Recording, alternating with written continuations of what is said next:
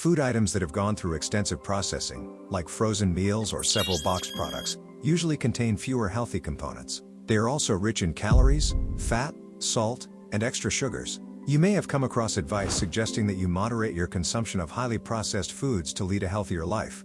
Although this advice holds true, people often confuse what essentially qualifies a food or drink as highly processed and the issues that may arise from eating too many of these. This piece aims to highlight the distinctions between wholesome and highly processed foods. It also explains why limiting the frequency of consuming highly processed foods is advised. Almost every food we consume undergoes some level of processing. Let's take dried beans, for instance. These are processed by manufacturers to make them last longer on the shelf, but that doesn't make them unhealthy. Hence, it is crucial to grasp that processing doesn't necessarily equal unhealthy food. To simplify food processing, scientists have divided foods into 4 groups according to how much they are processed. To achieve this, they used NOVA, a food categorization system created by researchers at the University of São Paulo, Brazil. Group 1 of the NOVA classification includes minimally processed or unprocessed foods.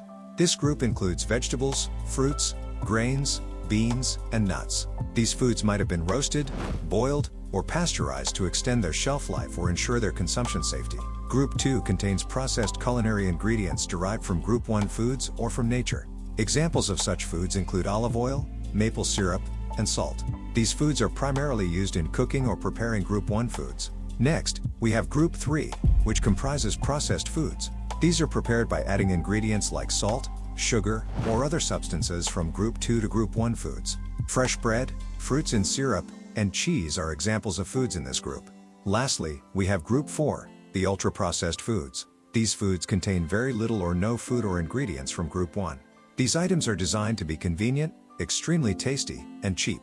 They are generally high in sugars, refined grains, fats, preservatives, and salt. Ultra-processed or highly processed foods usually contain substances rarely used in home cooking, including hydrolyzed proteins, modified starches, hydrogenated oils, colorants, flavorings, high fructose corn syrup, artificial sweeteners, and bulking agents.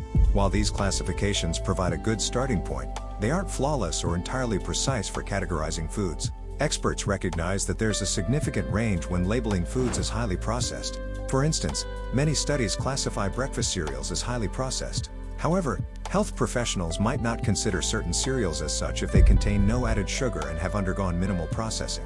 Perhaps you're starting to form a picture of what highly processed food involves, but you're a bit unsure about the details. You might be curious about which foods and drinks fall into this group. Here are some ordinary examples: fizzy drinks, sweetened coffee beverages, energy drinks, and fruit-flavored beverages. Packaged snacks like chips and biscuits, be it sweet or savory. Sweetened breakfast cereals, including well-known brands like Fruit Loops, Trix, Cinnamon Toast Crunch, and sugar-coated oatmeals.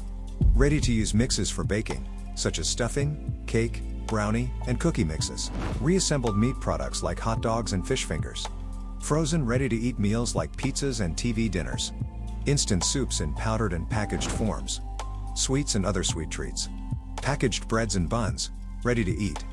Energy bars, protein bars, and shakes. Meal replacement shakes and powders geared toward weight loss. Boxed pasta products ready for cooking. Ice cream, sweetened yogurt, and cocoa mixes. Ultra-processed spreads like margarine and sweetened cream cheese. This list doesn't cover every item. Many other foods and ingredients are also classified as highly processed. Determining whether a food is highly processed may not be straightforward, making it hard to minimize these products in your diet. The surest way to spot highly processed foods is to look at the ingredient labels. They usually contain artificial colors and flavors, thickeners and preservatives, broken down proteins, sweeteners, including fructose, high fructose corn syrup, inverted sugar, and maltodextrin, hydrogenated or intraesterified oils, bulking, foaming, and gelling agents, flavor enhancers like monosodium glutamate, MSG. The world of food additives may seem daunting and confusing, and you might struggle to understand everything on the ingredient lists. If you're keen to learn more about food additives and the common ones used in ultra-processed foods, the United Nations Codex Alimentarius maintains a frequently updated list of food additives to refer to.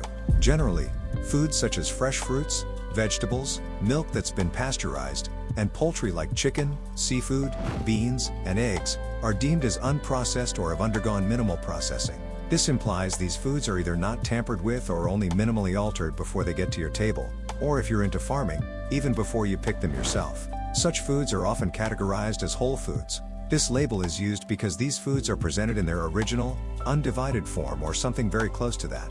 To give you an idea, here are some examples of wholesome, nutrient-rich foods. Various fruits and vegetables, whether they're fresh, frozen, or dried but unsweetened. Grains including brown rice, quinoa, and buckwheat. Legumes encompassing both beans and lentils. Starchy root vegetables like potatoes, cassava, and sweet potatoes. Meat, poultry, eggs, and fishes. Fresh or pasteurized milk, along with plain yogurt. 100% fruit or vegetable juice. Herbs and spices. Tea and coffee. Nuts and seeds. Suppose a product is made from these whole foods, like granola made from oats and dried fruit without added sugars, or polenta made from whole cornmeal.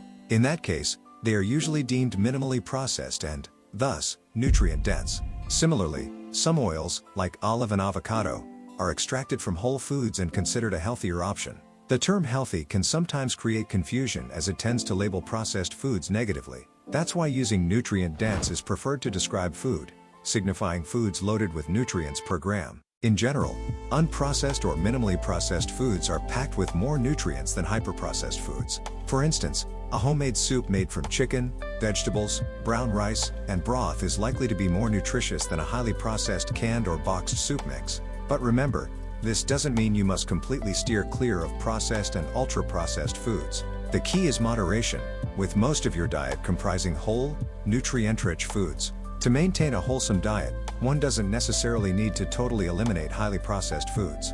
Imagine life without the joy that food brings. It would be quite drab, wouldn't it? Sharing food is an integral part of our social interactions and contributes largely to our happiness. There's no harm in occasionally indulging in your preferred snack or a scoop of your favorite ice cream. The key is balance. Enjoy these treats in moderation while ensuring the bulk of your meals come from whole, lightly processed foods. Consuming ultra-processed foods and drinks too often might have a detrimental effect on your overall health and potentially increase your chances of contracting diseases. Studies have repeatedly proven that individuals who stick to diets abundant in whole, nutrient-packed foods tend to live longer and have a reduced probability of suffering from long-term health problems compared to those who regularly consume diets packed with ultra-processed foods. That's a wrap. We hope you liked the video. Do not forget to subscribe to our channel for more informative content.